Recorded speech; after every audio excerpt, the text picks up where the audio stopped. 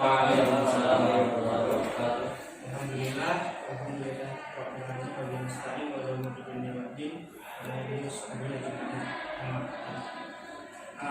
sebelumnya penyampaian pertama kita sampaikan puji-puji kepada Allah Tuhan kita semua, dan tak lupa pula kita sampaikan kalimat pujaan kepada Nabi kita, kekasih kita, Nabi Muhammad Sallallahu Alaihi Wasallam. Sebelumnya, perkenalkan, nama saya Muhammad bin Tarananta Syahdiwa. Saya adalah mahasiswa dari Universitas Aisyah Yogyakarta dalam program studi keperawatan anestesiologi. Insya Allah pada kesempatan kali ini saya mengundang bapak-bapak sekalian dalam rangka mengikuti acara penyuluhan dalam tema yang akan kita bahas, itu adalah diabetes mellitus. Nanti pada saat penyampaian materi dan hingga acara selesai, saya mohon izin meminta waktu bapak-bapak sekalian sekitar 60 menit. Nanti dalam 60 menit itu saya akan membagi waktunya, ada yang untuk penyampaian materi dan ada yang untuk tanya jawab. Nanti bapak bisa mencatat mungkin hal-hal yang kurang dipahami dalam saat saya menyampaikan materi dan bisa disampaikan pada sesi tanya jawab nanti. Sebelum kita masuk ke materi, alangkah lebih baiknya kita memulai dengan kalimat Bismillah acara penyuluhan ini ya. Bismillahirrahmanirrahim. Baik, nanti saya akan menampilkan PPT yang berisi penjelasan, juga nanti saya akan menjelaskan hasil dari PPT itu sendiri, karena nanti di PPT itu tulisannya akan ringkas, sementara penjelasan saya itu mungkin akan sedikit mendetail. Terima kasih, kita masuk langsung ke materi ya Pak. Baik, bapak-bapak sekalian, sebelum kita masuk ke materi yang lebih jauh, alangkah lebih baik kalau kita mengetahui pada PPT ini atau pada PowerPoint ini akan membahas apa sih. Nah, nantinya pada PowerPoint ini akan membahas mengenai diabetes mellitus pada dewasa dan lansia, yang mana seperti yang telah kita ketahui ya, dan yang telah beredar di masyarakat luas, bahwasanya diabetes mellitus itu pada dasarnya penderitanya itu yang paling banyak adalah dari kalangan dewasa dan lansia, orang-orang yang sudah berumur lanjut lah intinya ya. Nantinya pada PPT ini kita akan membahas mengenai bagaimana sih seseorang itu dapat dikatakan mengidap diabetes mellitus, dan juga bagaimana sih apabila telah terkena diabetes mellitus penata laksanaannya atau cara mengobatinya bagaimana sih. Nanti ada faktor penyebab dan ada banyak hal yang akan kita bahas pada PPT ini. Untuk lebih lanjutnya bisa kita langsung masuk ke daftar dari agendanya. Baik Pak, sekarang kita masuk ke bagian agendanya. Nah, nantinya pada bagian analisis data sebagaimana yang bisa Bapak lihat, Bapak-bapak sekalian lihat di slide PPT saya, nantinya kita akan membahas latar belakang. Yang dimaksud dari latar belakang di sini apa sih? Latar belakang itu mencakup pengertian dari apa yang dimaksud dengan diabetes mellitus. Bagaimana seseorang itu dikatakan diabetes mellitus, gitu Pak. Nah, nanti juga kita akan membahas mengenai karakteristik peserta didik, yang mana karakteristik peserta didik itu adalah karakteristik dari bapak-bapak sekalian mengenai kenapa sih saya membahas materi ini dalam kasus ini diabetes mellitus kepada bapak-bapak sekalian. Nah, nanti itu juga akan sedikit banyak menyinggung tentang kebutuhan dari peserta didik ini sendiri, yang mana dalam kebutuhan dari peserta didik ini sendiri itu berarti apa sih yang peserta didik harapkan dari PPT saya atau dari apa yang akan saya sampaikan nanti. Nah, nanti juga kita akan membahas mengenai tujuan instruksional umum dan instruksional khususnya. Untuk tujuan instruksional umumnya itu sendiri, itu bermakna apa sih yang saya harapkan untuk warga desa Lehan ini setelah saya menyampaikan materi mengenai diabetes mellitus ini sendiri itu adalah instruksional umumnya. Sementara untuk tujuan instruksional khususnya itu adalah setelah saya melakukan penyampaian materi ini melalui PPT, apa yang saya harapkan warga desa Lehan itu dapat capai begitu. Jadi apa sih yang ingin saya capai dalam pemberian materi ini begitu untuk channel khusus ya Pak. Sementara nanti di materi penyuluhannya kita akan membahas mengenai definisi dari diabetes mellitus beserta dengan tanda dan gejalanya. Yang kedua kita akan juga membahas mengenai faktor dan penyebab dari diabetes mellitus itu sendiri. Yang ketiga kita akan membahas mengenai penanggulangan ataupun penata laksanaan diabetes mellitus, yaitu orang-orang yang sudah terkena diabetes mellitus itu apa yang harus dilakukan sebagai terapi obat-obatannya gitu.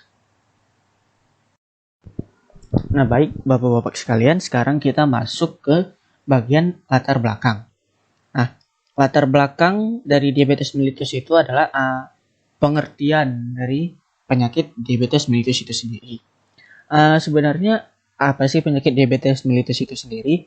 Nah begini, penyakit diabetes mellitus itu sendiri adalah penyakit yang berupa gangguan dari metabolik menahun, yang mana diakibatkan oleh pankreas yang tidak memproduksi cukup insulin atau tubuh yang tidak dapat menggunakan insulin yang diproduksi oleh pankreas secara efektif untuk memecah glukosa yang ada di dalam tubuh.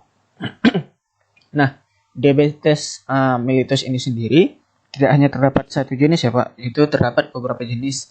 Dua di antaranya adalah diabetes tipe 1 dan diabetes tipe 2. Nah, untuk diabetes tipe 1 itu sendiri itu ditandai dengan kurangnya produksi insulin yang ada di tubuh penderita diabetes mellitus. Jadi organ pankreas dari si penderita diabetes mellitus ini tidak mampu memproduksi insulin dalam jumlah yang cukup sehingga mengakibatkan tidak adanya hormon yang bisa memecah kadar glukosa yang ada di dalam tubuhnya. Sementara untuk diabetes tipe 2 ini sendiri itu disebabkan oleh penggunaan insulin yang kurang efektif oleh tubuh gitu ya Pak. Nah, hampir 90% dari penderita diabetes itu sendiri adalah penderita diabetes tipe 2 begitu Pak ya. Sementara selain daripada dua tipe ini juga terdapat salah satu tipe diabetes itu namanya diabetes gestasional. Itu dia adalah diabetes yang biasanya diderita atau didapatkan pada saat ibu-ibu sedang berada dalam masa kehamilan gitu Pak. Nah, untuk karakteristik peserta didiknya sendiri adalah kenapa sih saya memilih desa Lehan ini untuk saya melakukan penyuluhan dari diabetes mellitus ini sendiri. Nah, seperti yang kita ketahui mayoritas warga desa Lehan ini itu berprofesi sebagai petani padi yang beras ya. Nah, pun berdasarkan hasil survei yang pernah dilakukan, warga desa Lehan ini identik dengan makanan-makanan yang bercita rasa manis ya, seperti ya katakanlah gulainya manis, terus jajanan-jajanan rakyatnya manis begitu ya. Nah, hal ini sendiri itu menyebabkan kadar gula darah masyarakat yang ada di desa Lehan itu menjadi sedikit kurang terkontrol, yang mana menyebabkan masyarakat sekitar banyak yang menderita diabetes. Meskipun mungkin tidak semua masyarakat tahu bahwa dia menderita diabetes, tapi untuk kasus ini saya rasa memang perlu dilakukan pengecekan secara berkala untuk mencari tahu atau menelusuri siapa atau apakah diri kita ini mengidap diabetes atau tidak begitu ya Pak.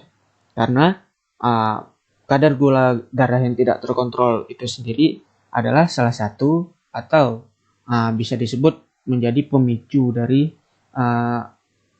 seseorang itu dapat mengidap diabetes mellitus. Nah, untuk kebutuhan peserta didiknya sendiri, seperti yang sudah saya cari tahu sebelum-sebelumnya, warga desa Lehan ini sendiri ingin mengetahui lebih lanjut mengenai penanganan dan apa saja yang harus dilakukan ketika dirinya itu mengidap diabetes mellitus. Bahkan ada yang merasa dirinya sudah mengidap gejala diabetes mellitus, tapi belum berani melakukan pengecekan. Mereka ingin mengetahui apa sih yang harus dilakukan ketika seseorang itu mengidap diabetes mellitus. Hal inilah yang menjadi salah satu alasan kenapa saya ingin memberikan penyuluhan kepada masyarakat dari Desa Leluhan ini sendiri. Untuk tujuan instruksional umumnya, itu sendiri adalah pemateri berharap masyarakat Desa Leluhan dapat mengetahui bagian dari penata laksanaan diabetes mellitus. Misal ketika kita terkena diabetes mellitus, apa sih obat-obatan yang kiranya dapat menjadi penekan dari kadar gula darah agar tidak meningkat tinggi begitu, yang mana dapat memperparah diabetes mellitus yang diderita oleh warga atau pengidap diabetes mellitus itu sendiri. Nah, untuk tujuan instruksional khususnya itu sendiri, yang tadi tujuan instruksional umum, sekarang tujuan instruksional khusus itu sendiri, diharapkan setelah dilakukan kegiatan pendidikan kesehatan ini sendiri, saat yang pertama itu warga Desa Leluhan dapat mengerti dan memahami mengenai apa sih diabetes mellitus itu sendiri. Yang kedua, warga Desa Leluhan dapat mengerti dan memahami tentang gejala-gejala diabetes mellitus agar dapat memberikan penanganan lebih awal gitu terkait diabetes mellitus. Yang ketiga, diharapkan warga Desa Leluhan dapat mengerti dan juga memahami tentang penyebab mengapa bisa terkena diabetes mellitus. Nah, yang terakhir, warga Desa Leluhan ini juga diharapkan dapat mengerti dan memahami tentang cara pencegahan dan penanganan pada penderita diabetes mellitus seperti yang sudah saya jelaskan di tujuan instruksional umum tadi. Apabila terkena, apa sih terapi yang bisa diambil untuk menjadi penekan dari diabetes mellitus ini sendiri agar tidak berbahaya bagi pengidap diabetes mellitus gitu. Baik, Bapak-bapak sekalian, kita masuk ke materi intinya.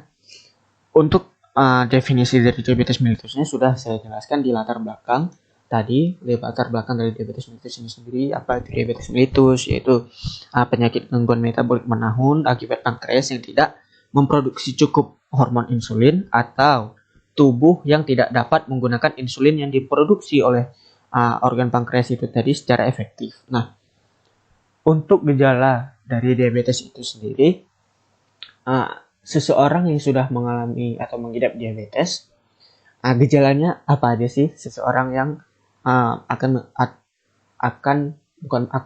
yang telah mengidap diabetes mellitus.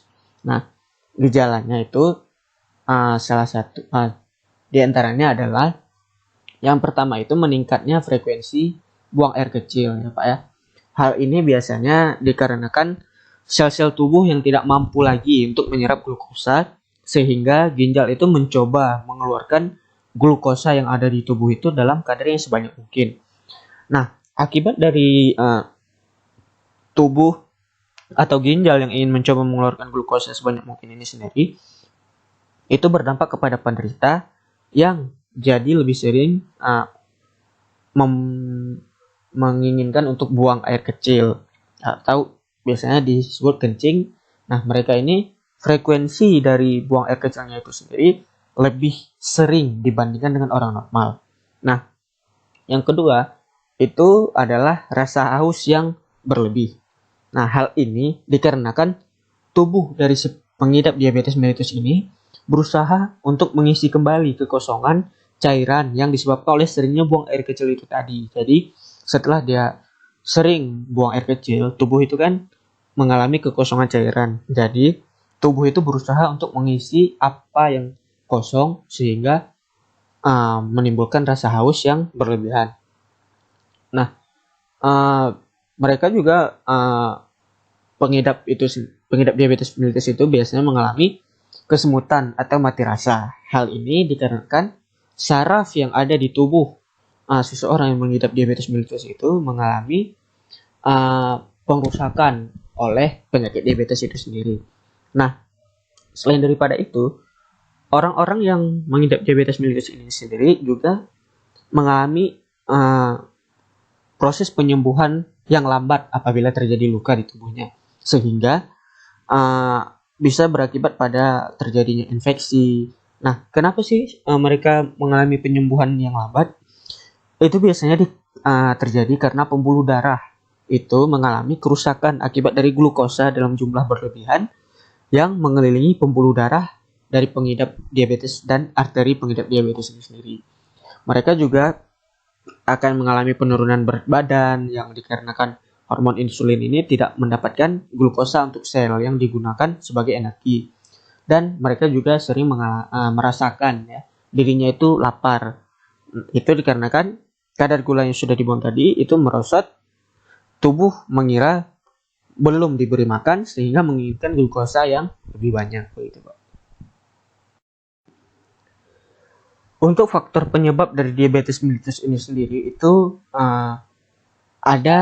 bisa dikatakan ada 3 faktor yang umum biasanya terjadi pada orang-orang yang biasanya mengidap diabetes mellitus. Yang pertama itu adalah riwayat dari keluarga, yang mana berdasarkan dari sebuah penelitian yang dilakukan oleh Rahayu pada tahun 2012, itu dia menarik kesimpulan yaitu diabetes mellitus dapat menurun menurut silsilah keluarga yang mengidap penyakit diabetes mellitus yang disebabkan oleh kelainan genetik.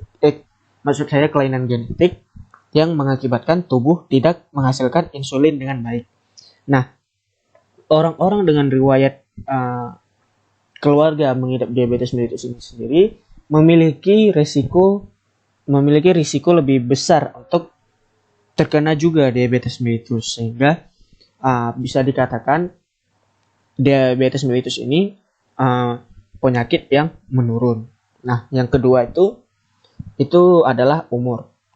Seperti yang sudah saya katakan di awal pembukaan dari materi PPT ini tadi, bahwasanya usia lanjut itu pada umumnya adalah penderita diabetes mellitus tipe 2. Sedikitnya setengah dari populasi penderita diabetes usia lanjut itu tidak mengetahui bahwasanya mereka itu terkena diabetes mellitus, karena mereka menganggap hal itu merupakan perubahan yang normal-normal saja bagi mereka karena telah mengalami pertambahan usia yang sudah cukup lanjut. Jadi mereka menganggap itu sebagai hal yang wajar dan normal-normal saja mereka rasakan. Yang ketiga maksudnya adalah obesitas. Nah, obesitas itu sendiri berkaitan dengan indeks massa tubuh dari orang yang diabetes itu sendiri secara bersama-sama dengan variabel-variabel pendukung lainnya itu memiliki hubungan yang signifikan dengan diabetes mellitus. Jadi, orang-orang dengan obesitas atau berat badan yang berlebih yang tidak sesuai dengan porsi tubuhnya itu kemungkinan akan memiliki risiko lebih besar untuk mengidap diabetes mellitus. Nah, penanggulangan diabetes mellitus. Jadi penanggulangan diabetes mellitus sendiri adalah saya di sini mengambil dari segi terapi farmakologisnya, yaitu yang biasanya dapat diberikan dengan pengaturan bersamaan ya dengan pengaturan makan dan latihan jasmani. Jadi terapi farmakologis yang saya hadirkan di sini itu juga harus dilakukan secara bersama-sama atau dilakukan apa ya istilahnya itu, kita memberi terapi farmakologis tapi juga melakukan sebuah usaha untuk melakukan pengaturan makan dan melakukan latihan jasmani guna untuk meningkatkan kemungkinan untuk menurunkan kadar glukosa. Nah, bicara kembali ke penanggulangan diabetes mellitus berdasarkan terapi farmakologis. Yang pertama itu ada terapi farmakologis berdasarkan obat anti hiperglikemia oral. Nah, anti hiperglikemia ini sendiri adalah obat yang berguna untuk menurunkan kadar glukosa yang ada dalam tubuh. Nah, obat anti hiperglikemia oral ini sendiri dibagi dalam beberapa jenis ya Pak. Nah, yang pertama itu adalah pemacu sekresi insulin, ada peningkat sensitivitas terhadap insulin, ada yang penghambat alfa glukosidase, ada yang penghambat enzim dipeptidil peptidase 4 dan ada juga yang menjadi untuk penghambat enzim sodium glukos CO transporter. Nah, untuk contoh dari obatnya itu dalam pemacu sekresi insulin itu contoh obatnya ada sulfonylurea dan ada juga glimepiride. Sementara untuk peningkat sensitivitas dari tubuh terhadap insulin itu ada metformin dan juga ada diazolidinedion. Nah, untuk penghambat alfa glukosidase ada itu namanya acarbose. Nah, yang selanjutnya ada linagliptin. Itu sebagai penghambat enzim dipeptidil peptidase 4. Nah, untuk obat anti hiperglikemia suntik itu mungkin sudah normal atau mungkin sering bapak-bapak di sini dengar itu adalah obat anti hiperglikemia suntik. Itu contohnya adalah insulin. Jadi orang yang mengidap diabetes itu disuntik insulin untuk menjadi hormon pembantu dari pankreas yang tidak mampu memproduksi insulin. Nah, ada juga agonis GLP-1, bisa juga dengan kombinasi antara insulin dengan agonis GLP-1.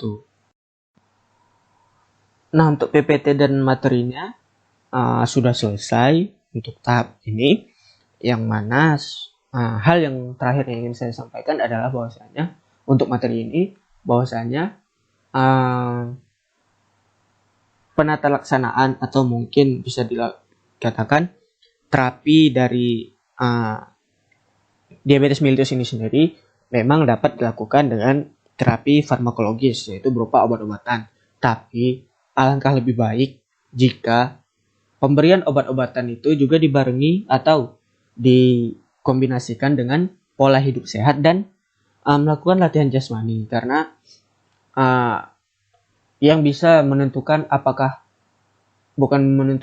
yang bisa memberikan kepercayaan pada diri kita bahwasanya kita akan sembuh adalah diri kita sendiri.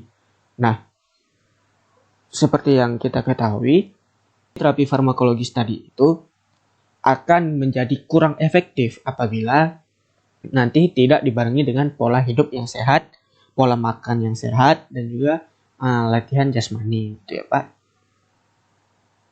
Alhamdulillah untuk penyampaian materinya sudah selesai, sudah laksanakan ya Bapak. Sekarang kita masuk ke sesi tanya jawab, yang mana mungkin tadi pada saat penyampaian materi ada materi dari saya itu yang menurut Bapak-Bapak kurang jelas, bisa ditanyakan sekarang untuk menambah wawasan dari Bapak-Bapak dan menjadi sebuah penjelasan dari Bapak untuk memahami diabetes mellitus itu sendiri. Nah, silakan bagi Bapak-Bapak yang memiliki pertanyaan, sesi tanya jawab saya buka. Ada yang ingin bertanya? Pak ya, silakan Pak. Ini Pak, saya ingin menanyakan ini Pak mengenai tanda dan gejala diabetes. Tanda dan gejala diabetes. Iya. Nah, sebenarnya untuk tanda dan gejala diabetes itu ada beberapa tanda dan gejala ya Pak, yang biasanya dirasakan oleh pasien yang mengidap diabetes. Di antaranya itu adalah meningkatnya frekuensi buang air kecil. Pasien-pasien dengan diabetes itu biasanya frekuensi untuk buang air kecilnya itu lebih sering daripada orang-orang yang tidak mengidap diabetes mellitus. Selain daripada itu, orang-orang yang mengidap diabetes mellitus itu biasanya memiliki rasa haus yang berlebihan dibanding dengan orang-orang yang normal tanpa diabetes mellitus. Dan orang-orang dengan diabetes mellitus juga mengalami penurunan berat badan. Biasanya dari seseorang yang gemuk akan mengalami penurunan berat badan. Selain daripada itu, orang-orang dengan diabetes mellitus juga mengalami masalah pada penyembuhan luka. Orang-orang dengan diabetes mellitus biasanya penyembuhan lukanya itu sedikit lebih lama daripada orang normal. Dan juga orang-orang diabetes mellitus itu biasanya mengalami kesemutan dalam frekuensi yang sering. Apakah bisa dipahami Pak, ataukah ada yang masih kurang jelas?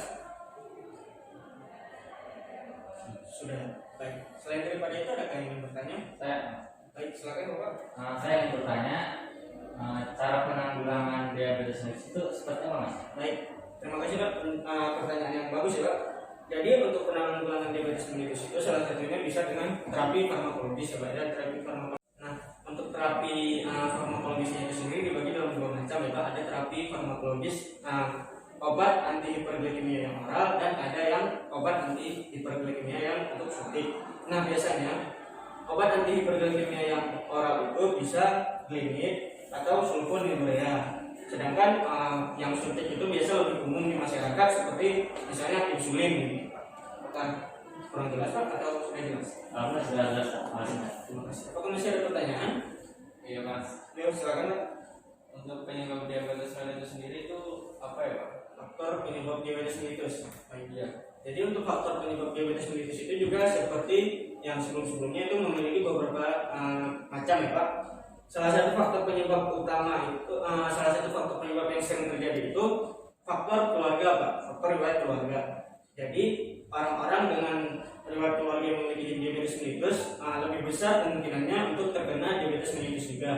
Selain daripada itu, faktor penyebabnya itu bisa berupa umur ya Pak ya, karena usia lanjut pada umumnya menderita diabetes lebih banyak daripada orang-orang yang masih muda. Selain daripada itu juga obesitas menjadi faktor penyebab dari diabetes mellitus juga. Apakah masih kurang jelas Pak? Sudah jelas Mas. Baik, kalau begitu tidak ada lagi yang ingin ditanyakan. Saya rasa materinya sudah selesai dan tanya jawabnya sudah selesai. Penyuluhan sudah selesai saya lakukan. Demi menutup. Sebelum kita menutup ini, alangkah lebih baiknya kita mengucap kalimat alhamdulillah secara bersama-sama. Alhamdulillah. Terima kasih atas peluangan waktu Bapak untuk ada di acara penyuluhan ini. Saya tutup. Assalamualaikum warahmatullahi wabarakatuh. Waalaikumsalam.